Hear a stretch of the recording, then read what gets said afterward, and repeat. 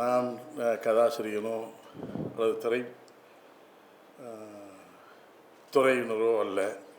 எனக்கு இங்கே 2 பேர் தான் தெரியும். ஒன்று பிருந்தா சாரதி, இன்னொன்று நந்தா பெரியசாமி. 2 பேர் தான் எனக்கு தெரியும். வேடியப்பன் சார் சந்திக்கலை, ஆனால் அறிமுகம். இன்றைக்கி அழகாக சார் பேசினார். நான் 5:30 மணிக்கே இன்றைக்கி வந்துட்டேன். ரவிராஜர்கிட்ட கேட்டேன், நந்தா பெரியசாமிகிட்ட கேட்டேன், எத்தனை மணிக்கு வரணும் ரவி அப்படின்னு.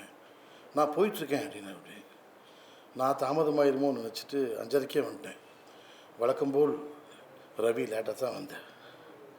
இப்போ இல்லை, நான் கல்லூரியில் படிக்கிற காலத்தில் என்னை காக்க வைக்கிறதுல அவருக்கு பெரிய சந்தோஷம். உஷாவில் ஒர்க் பண்ணுறப்ப இருந்து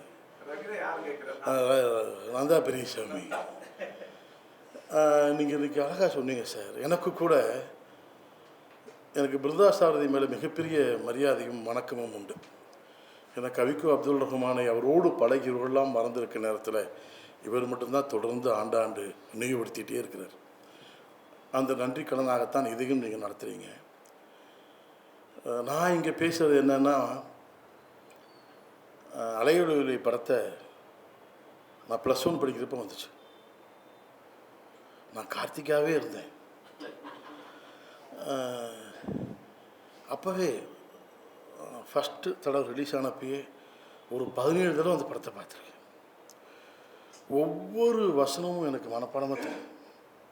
இந்த கடைசியில் அடிக்கிற அலையோட சத்தம், இந்த காற்றோட சத்தம் இல்லைங்களா, காற்று புகாத இடைவெளியில் காலமெல்லாம் நாம் கழிக்க வேண்டும்.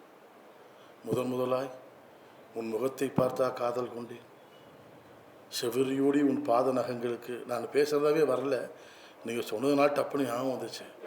பாத நகங்களுக்கு உதிரமே சிவப்பானதால் செந்தூர பூச்சுக்கு சிவப்பில்லை. இதெல்லாம் நான் 11வது படித்தப்போ பார்த்து ஞாபகம் வச்சது. பாடத்தை ஞாபகம் வச்சுருந்தா நல்ல இன்ஜினியர் ஆகிருப்பேன். வைக்கலை.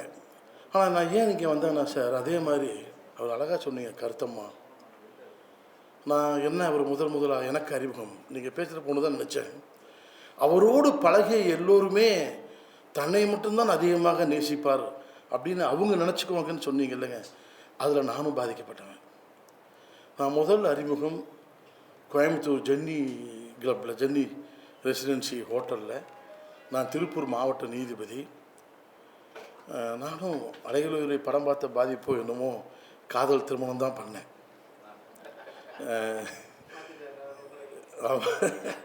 பண்ணேன். அப்போ நான் ஆமாம், நான் காரில் வர்றோம், சாப்பிட வர்றோம், 2 நிமிஷத்தில் முடிச்சிடுறேன். காரில் சாப்பிட வர்றோம். அந்த சுழல் விளக்கு வைத்த கார் என்னோடய காரில் மகிழுந்தில் இருக்கும். நாங்கள் நிற்கிறோம். காலையில் அவர் சாப்பிட்டு வெளியே வர்றார். அங்கே தங்குறவங்க காலையில் சாப்பிடுவாங்கல்ல, பஃபே சாப்பிட வர்றாங்க. நானே என் துணைவியார் என் குழந்தைகளோடு அப்படியே வர்றேன். வந்தோம்னா அப்படியே நின்று பார்த்தாரு. எல்லாம் கூப்பிட்டுட்டு வர்றாங்க. நான் ஓடி போய் வணக்கங்க அப்படின்னு. யாரையா நீ ஏன்னாரு. நான் இந்த மாதிரி இங்கே நீதிபதிங்க. எந்த ஊர் ஏனார்? கோயம்புத்தூர்னு. பேச்சு அப்படி தெரியலையே ஏனார். நான் பிறந்து வளர்ந்தது எல்லாம் கோயம்புத்தூர். ஆனால் அவர் சொல்கிறாரு, உன் பேச்சு கோயம்புத்தூர்கார மாதிரி இல்லையே ஏனார். இல்லை பெரியவளம் தாங்க சொந்த ஊருன்னு. அதை சொல்லியா முதல்ல அப்படின்னு. அப்புறம் என் குழந்தைகளை மடியில் உட்கார வச்சு குத்த வச்சு உட்காந்து மடியில் வச்சு ஃபோட்டோ எடுத்தார். அது ஒரு அனுபவம். அதுக்கு பிறகு பேராசிரியர் டாக்டர் முத்துக்குமார் சார் தஞ்சை பல்கலைக்கழகத்துடைய துணைவேந்தராக இருந்தார். எனக்கு ஆசிரியர்.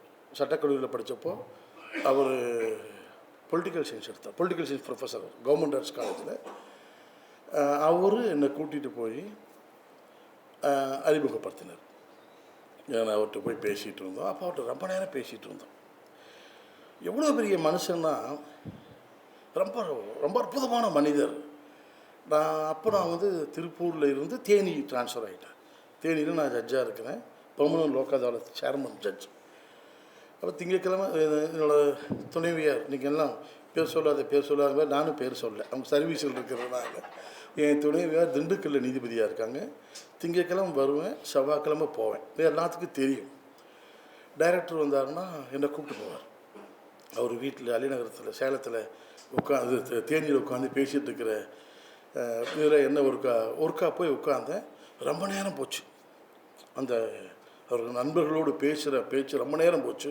சரி நமக்கு ஒத்து வராது. அடுத்த தடவை அவர் கூப்பிட்டாருன்னு ஃபோன் எடுக்கலைங்க. நேராக தேனியில் கோர்ட்டுக்கு வர்றாரு கார். நான் ஃபோன் எடுக்கலை.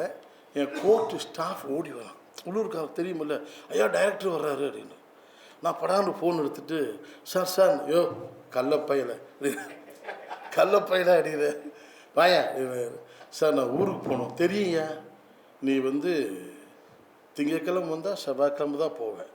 இன்றைக்கி நைட் நீ இங்கே தான் இருப்பேன். இப்போயே வர்றியா? 5 மணிக்கு வர்றியான்னு.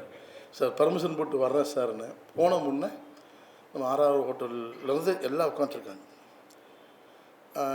மாவட்ட அந்த முக்கியத்துவ தலைவர்லேருந்து எல்லாம் உட்காந்துருக்குறாங்க. சாப்பிட்றதுக்கு ரெடியாகிட்டு உட்காந்துருக்காங்க. நான் போன முன்னே சொல்லுவார், வர்றான் பாரியா அசல் கல்லை இவன்தாயா அப்படின்னு. நான் அப்படியே பேசாமல் போய் உட்காந்தேன். உட்காந்ததுக்கப்புறம் என்னை ஏன் சொன்னாருன்னு சொன்னார். நீ யார் தெரியுமாயா? ஆண்டிப்பட்டிக்கு இந்த பக்கம் இருக்க பாயெல்லாம் யார் தெரியுமாயா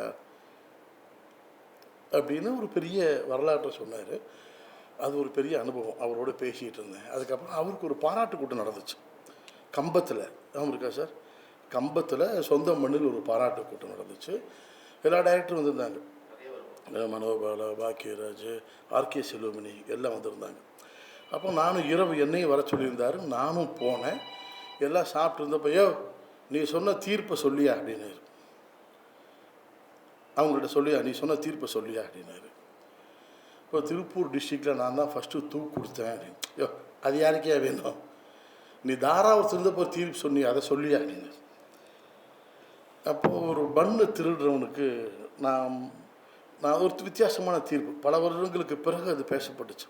நான் தாராபுரம் மேஜிஸ்ட்ரேட்டாக இருந்தப்போ காலையில் ரிமாண்டுக்கு, அதை மட்டும் சொல்லிடுறேன், ரிமாண்டுக்கு கூப்பிட்டு வர்றாங்க போலீஸு. என்னையா திருடுனேன்னு கேட்டேன். பன்னு திருடுனேன் நான். பன் அது எழுத்தாளர் பாமரன் எழுதியிருந்தார். அந்த விஷயத்தை என் நண்பர் அவர் பேசினதை. அந்த தாராபுரம் யாராவது போயிருக்கீங்களா? தாராபுரம் பஸ் ஸ்டாண்டு, அதில் கடை எந்த இதுக்குமே பூட்டியிருக்க மாட்டாங்க. எல்லாம் படுதாக தான் தொங்கும். நைட்டு வரைக்கும் இருக்கும் இல்லைங்க. அப்போ தென் மாவட்டங்கள்லேருந்து ஒரு தச்சாசாரி வர்றாரு. நல்ல பசி. நைட்டு அவனுக்கு பசிச்சிருக்கு, காசு இல்லை. ஏதோ வேலை கேட்டு திருப்பூரோ ஈரோடோ கோயம்புத்தூரோ வர்றாரு. ஒரு பண்ணு தெரிஞ்சிருக்கு படுதாக்கு வெளியே. அதை எடுத்து சாப்பிட்டான். இது உடனே போலீஸ் பிடிச்சி கேஸ் போட்டுருச்சு. காலையில் எங்கிட்ட கொண்டு வர்றாங்க. நான் வந்தோடனே என்ன கேஸுன்னு கேட்குறேன். பண்ணு திருடுனேன்னு சொன்னோடனே எஸ்ஐட்டு இதெல்லாம் துரத்தி விடுங்கய்யா, இதுக்கு போய் கேஸா சொல்லிவிட்டு அனுப்பிச்சி விட்டேன். அல்லது சார்ஜ் ஷீட்டோட கொண்டு வாங்க, 3POவில் மன்னிச்சு நான் விட்டுறலாம், மேஜிஸ்ட்ரேட் அஸ் பவர் அட்மானிஷனில் ரிலீஸ் பண்ணிடலாம் அப்படின்னு சொல்கிறேன். இதை நான் டைரக்டர்கிட்ட சொல்லவே இல்லை. அவரும் என்னை பற்றி படிச்சிருக்கிறாரு. இதை சொல்லி அவங்கள்ட்ட சொல்லிவிட்டு அவர் சொல்கிறாரு. அப்போ நான் என்ன சொன்னேன், எஸ்ஐ திருப்பி நிற்கிறாரு. எதையா சார்ஜ் ஷீட்டோட வர சொன்னேன் அப்படின்னு. அப்போ சொன்னார், ஐயா இன்வெஸ்டிகேஷன் பெண்டிங் ஐயானார். தெஃப்ட் கேஸில் investigation is very important. Property recovery வேணுமில்ல. இப்போ பேனா திருட்டு போச்சுன்னா பேனா கொடுத்தாத்தானே கேஸ் போட முடியும், சார்ஜ் ஷீட் போட முடியும் அப்படின்னு அவர் சொல்கிறாரு. சொன்னோம்னா நான் கோபம் அதான் அடக்கிட்டு, நைட்டில் எங்கேயா இருந்தேன்னு. எப்போ அரெஸ்ட் பண்ணாங்க? 1:30 மணிக்கு. நைட்டில் எங்கேயா இருந்தேன் அப்படின்னு. டைஸில் உட்காந்து அந்த பையன்கிட்ட எங்கே இருந்தேன்? ஸ்டேஷனில் தாங்க ஐயா. காலை கடன்லாம் எங்கே அப்படின்னு. ஸ்டேஷனில் தாங்க ஐயா. அதான் ப்ராப்பர்ட்டி ரெக்கவர் ஆயிடுச்சு ஐயா. ப்ராப்பர்ட்டி ரெக்கவர் ஆயிடுச்சு ஐயா. நைட் சாப்பிட்டா காலைல போயிடுச்சு. இப்போ ஸ்டேஷன் இருக்குது ப்ராப்பர்ட்டி. இதுக்கு அது கேஸ் போயான்னு சொன்னோம்னா நீங்கள் சிரித்த மாதிரியே எல்லா வக்கீலும் சிரிச்சிட்டாங்க. அவங்க எஸ்ஐக்கு மட்டும் கஞ்சி போட்ட மாதிரி அவருக்கு புரியாமே இருந்தார். ஏபிபி பின்னால் தோண்டியோ ஐயா நோன்றாரியா ஒரு கிண்டல் பண்ணார். கம்பெனியா இன்ஸ்பெக்டர் கூட்டிகிட்டு வந்தாங்க. வந்தோம்னா சார்ஜ் ஷீட்டு போட்டாங்க. நான் ஒரு தண்டனை கொடுத்தேன். என்ன தெரியுங்களா கொடுத்தேன்? ஒரு 12:30 மணிக்கு ஒரு தேங்காய் பண்ணு ஃப்ரெஷ்ஷாக கிடைக்கும் எல்லா பேக்கரியிலையும், கரெக்டுங்களா? ஒரு ரோல் தேங்காய் பண்ணும், 1 லிட்டர் தண்ணியும் வாங்கி கொடுத்து, இது சாப்பிட்ற வரைக்கும் நீங்கள் சாப்பிட்டு போயிடலாம். இது ரொம்ப நாளைக்கு அப்புறம் பேப்பரில் வந்திருந்ததை டைரக்டர் எல்லாத்துலேயும் சொல்லிட்டு சொல்கிறாரு, எவனாவது கதையில் கூட வச்சுருவான், படத்தில் கூட வச்சுருவான், பயன்படும்னார். அது ஒன்று. அடுத்த நாள் காலையில் எனக்கு ஒர்க்கிங் டே. அந்த பாராட்டு விழா நிகழ்ச்சிக்கு நான் போக முடியாது. ஆனால் முதல் நாள் கூப்பிட்டு எல்லாத்தையும் கூட சாப்பாடு கொடுத்துருக்காரு, வாழ்த்திட்டு போகணும்னு சொல்லிட்டு ஒரு சால்வையோடு நான் அந்த கம்பம் மண்டபத்தில் போய் நான் இருக்கிறேன். டைரக்டர் லேட்டாக தான் வர்றாரு, 10-10:15 தான் வந்தார். வந்த முன்னே நம்ம ஜட்ஜு வர்றாருன்னு சொன்னார். ஏயா அப்படின்னாரு. இல்லை கோர்ட்டுக்கு போகணும். பரவாயில்லையா, நானே வந்து சால்வை வாங்கியிருப்பேன்லையா அப்படின்னாரு. நானே வந்திருப்பேன் ஐயானாரு. ஒரு சால்வை போட்டுட்டு அவர்கிட்ட ஆசீர்வாதம் வாங்கிட்டு நான் போனேன். அதுக்கப்புறம் இங்கே அவர் வீட்டில் வந்து நானும் ப்ரொஃபஸரும் பார்த்தோம். ஒரு அற்புதமான மனிதர். அதாவது நந்தா கடைசியில் சொன்ன மாதிரி, ஒரு தலைவன் தான் மட்டும் வளர்றவன் தலைவன் கிடையாது, மனுஷனே கிடையாது. தான் மட்டும் வளர்றவன் தலைவன் கிடையாது. தனக்கு பின்னால் பல தலைவர்களை தலைமுறை தாண்டியும் உருவாக்குவன் தான் தலைவன். அப்படி நம்ம டைரக்டர் வந்து பல இயக்குநர்களை உருவாக்கி இருக்கிறார். நன்றியோடு எவ்வளோ பேர் இருப்பார்களோ தெரியாது. ஆனால் நன்றியோடு இருக்கிற ஒவ்வொருவரும் வணக்கத்துக்குரியவர்கள். நன்றி.